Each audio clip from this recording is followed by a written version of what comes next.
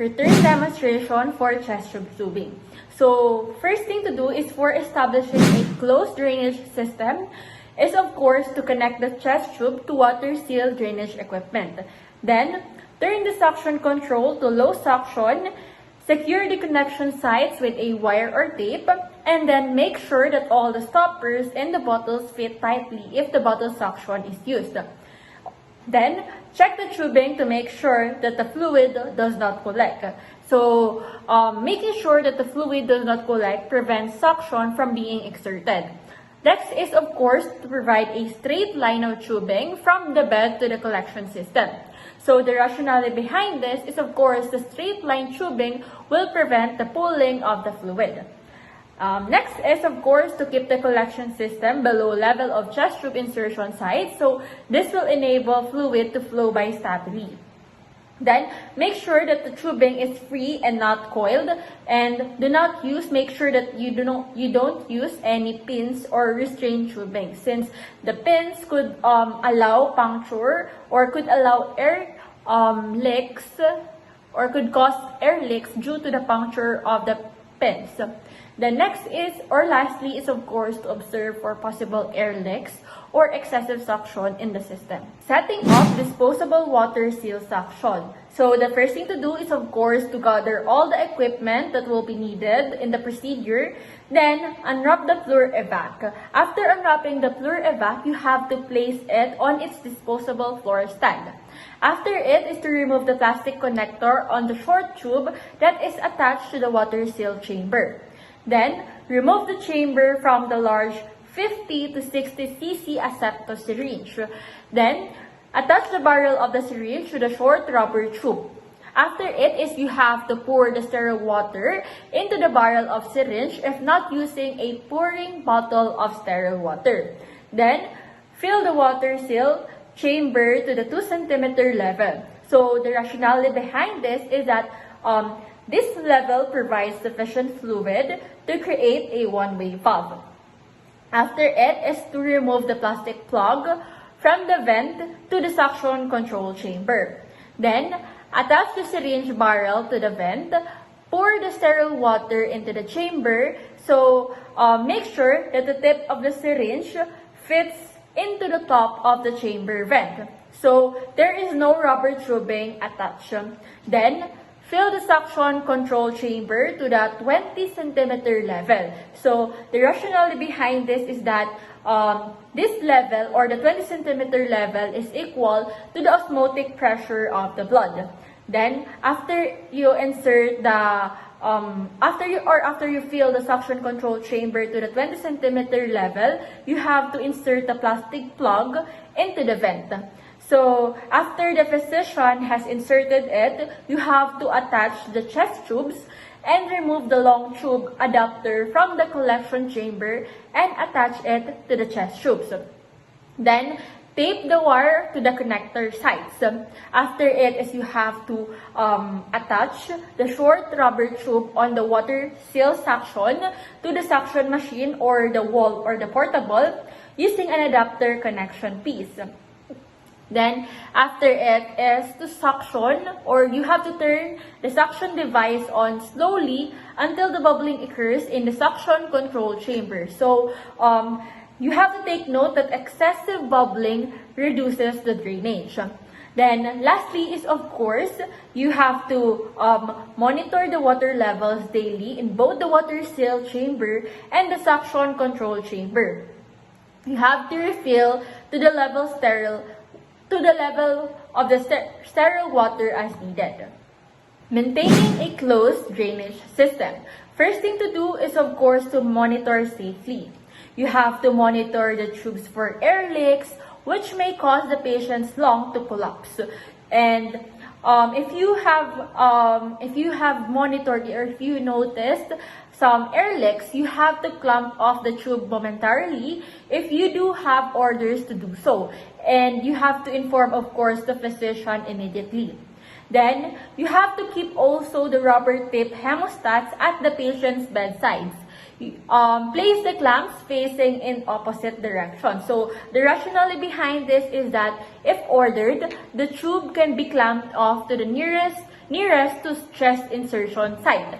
Then lastly is of course to obtain a chest x-ray to identify the correct placement of the chest tube if ordered. Next, you have to maintain the pressure. So how do you maintain the pressure? Of course, you have to keep the suction bottles or the floor evac system below level of the bed. Then, you have also to keep the suction control pressure where ordered. Make sure that bubbling is not excessive in the control bottle. Then, of course, you have to maintain the water level in the water-sealed bottle. Next is you have to maintain the chest tube patency. How do you maintain the chest tube patency? Of course, if the physician orders the milk chest tubes every 30 to 60 minutes when drainage contains clots. So, of course, milk every 4 to 8 hours when drainage is serious. Then, milk away from patient toward the drainage receptacle or the floor evac or bottles. So, the rationale behind this is, of course, force clot away from patient and into receptacle. Then, pinch tubing close to the chest with one hand as you milk the tube with the other hand. Then, continue going down the tube in this method until you come to the drainage receptacle. So, you may use a laundry roller for this procedure. So, if you do, use the roller with caution. Then, of course, lastly is to use the lotion or the alcohol wipes to make the stripping easier. The rationale behind this is, of course, these substances decreases friction or the tubing. Decreases friction on the tubing. Next is to monitoring a 3-bottle system. First thing to do is, of course, to examine the control bottle or the bottle number 3 to check if 10 to 20 centimeter negative water pressure is maintained. So, the depth is determined by how deep the longest tube is submerged in the water. So, this depth determines the pressure in the drainage system. Next is, of course, to regulate the wall suction to maintain continuous suctioning. So, the rationale behind this is, of course, constant bubbling in the control bottle indicates the desired pressure level has been reached. So, to increase the pressure, you have to increase the depth to which the longest tube in the control bottle is submerged. Then, to decrease the negative pressure, you have to decrease the depth to which the longest tube is submerged. So, next is, of course, to examine the water seal bottle or the bottle number 2. So, how do you do that? Of course, make sure that the longer tube is covered with water to maintain the water seal. So, this prevents the air from getting into tubing and pleural space, which prevents pneumothorax. Then, check the water level in this bottle to prevent changes in the amount of negative pressure the patient receives. You have also to tape all connections between the water seal and the patient to prevent air leaks. You may also band tape connections with wire or plastic cable as an extra precaution against the air leaks. Next is you have to monitor the water seal bottle for air leaks in the system. So, these leaks can be identified for constant bubbling in the water seal bottle. Then, if air leaks occur, you have to clamp the tubing close to the patient's chest if you have standing orders to do so. So, you have to monitor as well the physician immediately if this occurs.